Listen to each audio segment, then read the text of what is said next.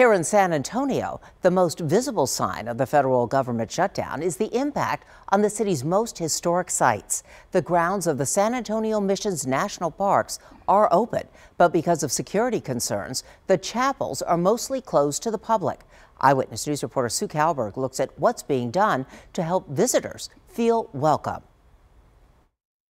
There are still limited security forces on patrol at the city's most valuable historical sites, and the flag still flies. But most of the doors are locked, the gates are closed, service cars are parked, and mostly empty parking lots are telling visitors they just have to fend for themselves. Because of the federal government shutdown? I forgot about that. Just very frustrating when you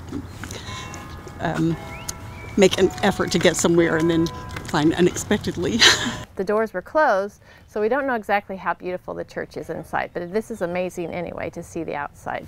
While the Archdiocese considers a plan to recruit volunteers to open the doors of the chapels, a collaborative effort to help with operational issues is being formalized with the feds. The San Antonio River Authority has volunteered to help with some landscaping duty.